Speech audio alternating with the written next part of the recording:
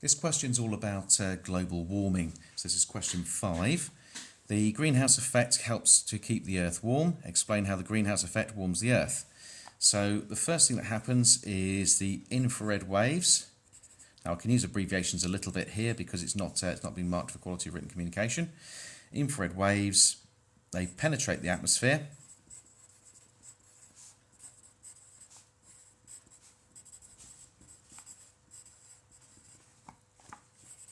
And warm the Earth.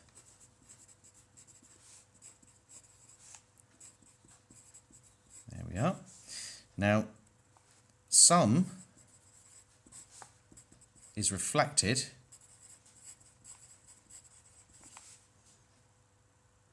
at longer wavelengths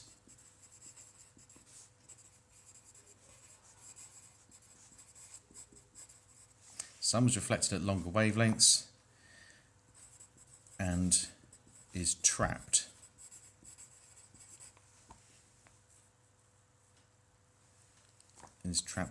and absorbed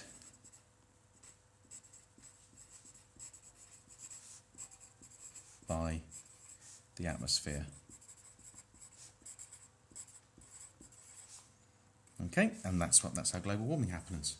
So the next one says complete the table showing possible natural causes for each gas. So water vapour, that's from evaporating oceans. I think you can get away with saying evaporation. I'm going to say evaporating oceans. Okay, because the oceans are quite big. Carbon monoxide you can get from burning fuels. You can also get it from respiration. And the last one, you can get it from methane. You can get it from decomposing waste. Decomposing, well, you could say matter, I suppose. That's it. Okay. There are other alternatives, but those are the best ones. On to the next part of the question. A lot of scientists think that global warming is mostly caused by human activities. A few scientists think global warming is mostly a natural cycle. Suggest a reason why some scientists think it's mostly natural. It's because climate change has happened a long time ago. It's happened before.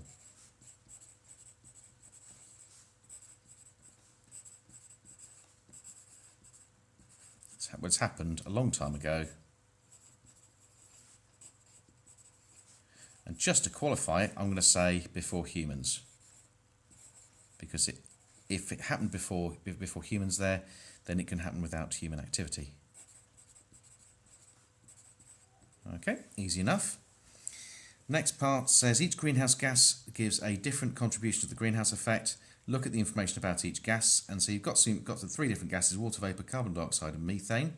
You've got the amount of it in the atmosphere, how long it lasts, and its global warming potential over a few years. So the higher the number, the greater its global warming potential and its contribution to the greenhouse effect.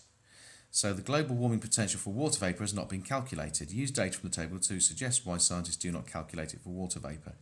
Well, the reason why it is because it only lasts a few days. So that's why.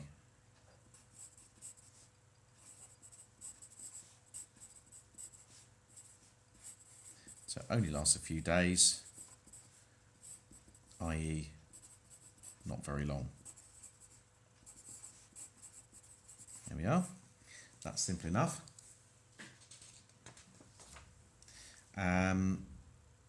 It's also the fact that the water levels will actually vary quite a lot as well. So it's very hard to actually say how much it's going to contribute towards global warming. Methane has a GWP of 21 times that of carbon dioxide, but contributes less than carbon dioxide to the greenhouse effect. Why is that? Well, the big reason why it is because there's almost none of it. So there's very little of it.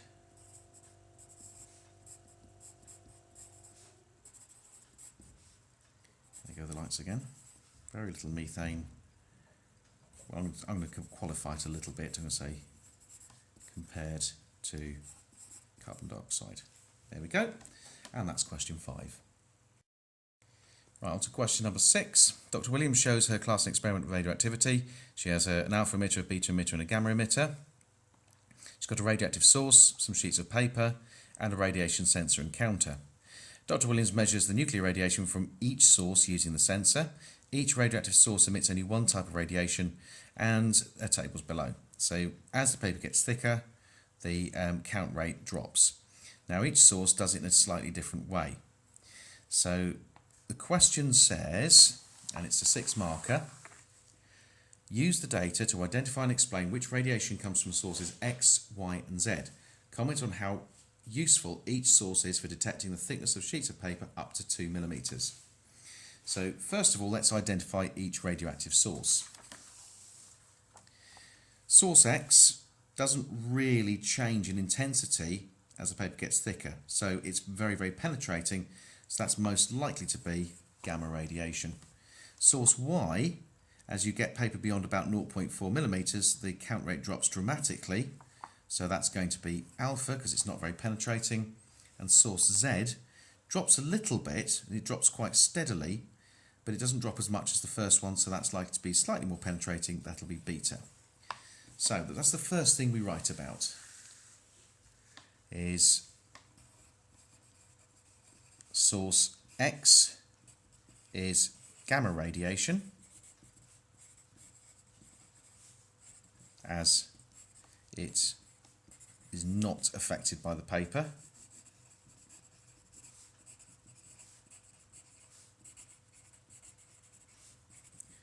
As it is very penetrating.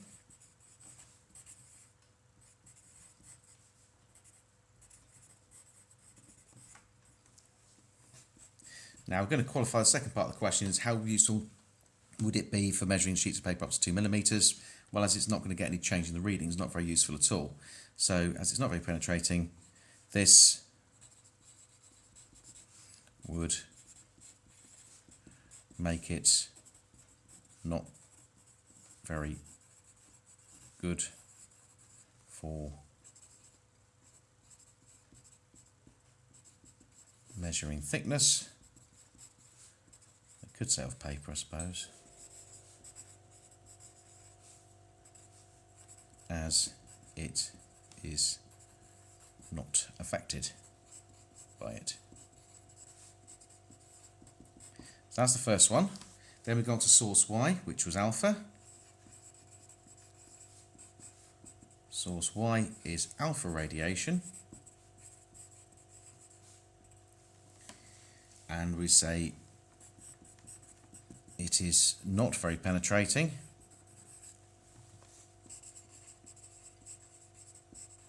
Oops, not very penetrating, and is easily absorbed. Okay, so I said it's easily absorbed. Now I'll talk about its usefulness. Well, if you look at the data again, beyond about 0.6 millimeters, it's not terribly useful.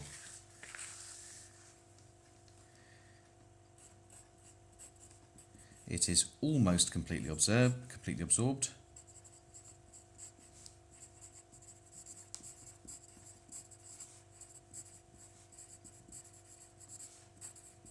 By paper greater than 0.6 millimeters, and so not useful. Last one is source source Z. So source Z is beta radiation.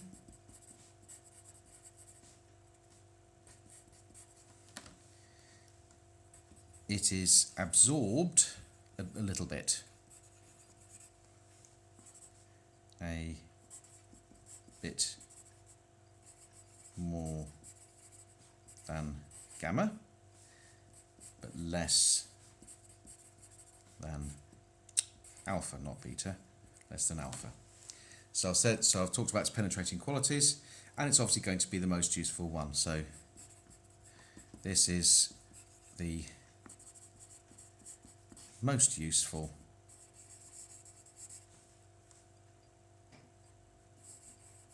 for measuring paper thickness, as it's affected by it, but not too much.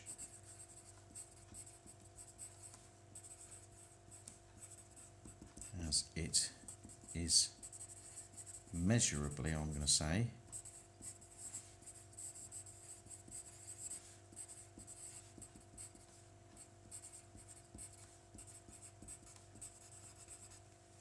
but not too much. And that'll do nicely. So what we've done is I've identified X, Y and Z, and I've commented on how useful it would be for detecting the thickness of paper.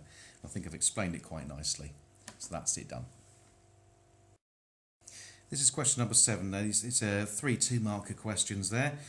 These are usually not that well answered, so let's have a quick look at this. Fossil fuel power stations are used to generate electricity. Nuclear power stations also generate electricity. Some people think that nuclear power stations are a greater risk to people than fossil fuel power stations. Explain why. The common mistake people make here is they think that their nuclear power stations are always emitting radiation. They're not. It's only if something goes wrong. But what the big problem with it is to do with the radioactive waste. It's the fact that it's difficult to dispose of. So nuclear power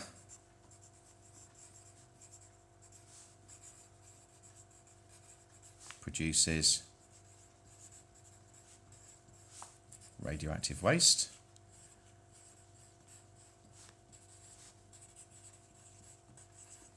Okay, so it's producing radioactive waste.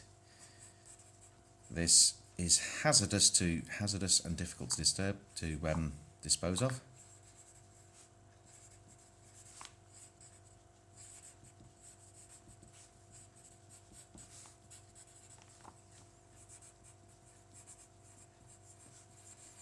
Okay, so it's hazardous and difficult to dispose of.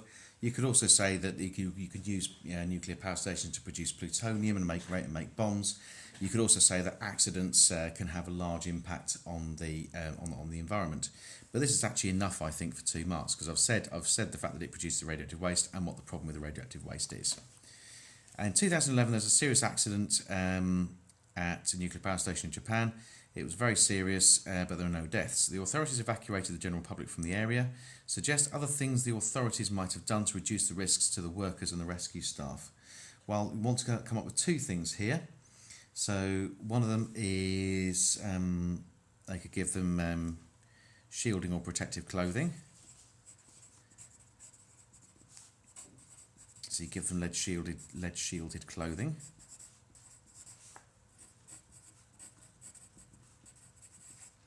And that's one thing. The next thing you can give them, well, you can also reduce the time spent near the reactor.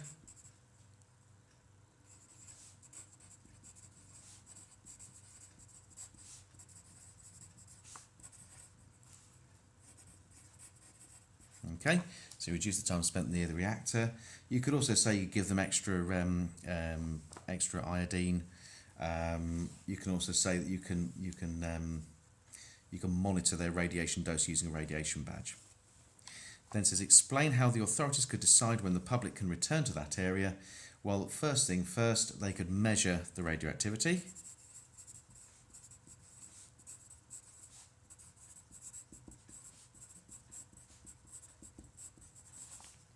And the whole point of measuring the radioactivity, I guess, is to allow people back. Allow people to return when it is at a safe level. There we are. So again, I've said 2 things. Measure radioactivity, allow people to return when it's safe. So that'll do nicely. This is question number 8, and it's all about electrical energy. So it says here, Alice checks the information on her electricity bill. She's looking at information about some of her appliances. So she's got the cooker, an immersion heater and central heating. It says Habib looks at the information. He sees from the bill that the price of a unit of electricity is 20p. And she says that using the immersion heater will cost twice as much as using a cooker. He says that using the immersion heater will cost nearly £5 more a week than using the cooker. So what they're asking us to really do is find out how much using the cooker is going to cost and how much using the immersion heater is going to cost. So for the cooker, remember the cost is equal to the number of kilowatt hours, the number of kilowatt hours, which is the number of kilowatts times by the number of hours, times by 20p. which is 0.2 pounds. So for the cooker, that's going to be 2 times 6, which is 12, times 0.2, so 12 times 0.2 is 2 times 6 is 12 times 0.2 is going to be 2.4, so that's £2.40. So that's the cooker. And the immersion heater is going to be 3 kilowatts multiplied by 12 hours times 0.2. 3 12s is 36. 36 times 2 is 64. Hang on, just double check that. 3 times 3 12s are 36.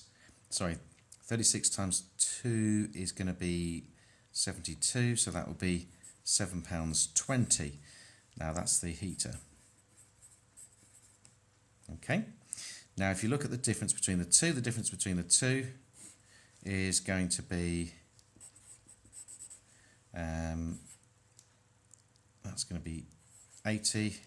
That's going to be £4.80. The difference is £4.80, which is nearly £5. So Habib is probably correct here. You can also double check. It says Alice says it will cost twice as much. Well, no, it's much more than twice as much actually. So that's fine. On to the next question. It says the electricity that Alice and Habib use comes from the national grid. The national grid has many power lines at high voltage.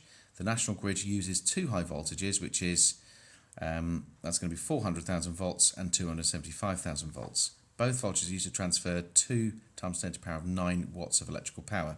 So you've got to get pretty good here at working with standard index form. So you've got to calculate the current in the power lines at each voltage and explain why the higher voltage is better for power transmission through the national grid. So first of all, you work out at 4 times 10 to the power of 5, where you know P, power is current times voltage, so current is power divided by voltage. So that's going to be 2.0 times 10 to the power of 9 divided by 4 times 10 to the power of 5. Okay, that leaves you with, I think, 5,000. Yep, that's right, 5,000. And at a voltage of 2.75, it's exactly the same again, only this time instead of being 4, we're going to have 2.75. So it's 2 times 10 to the power of 9 divided by 2.75 times 10 to the power of 5, and that will leave you with 7,273 amps according to my calculator. So if that's the case, to the nearest amp, the reason why the high voltage is better is if you've got high voltage, that gives you a very low current, and that reduces the heat loss through the wires.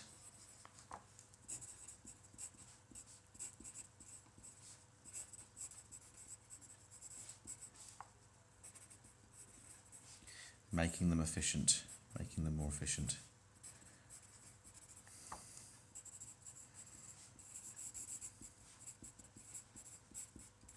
And that's the answer to question number 8.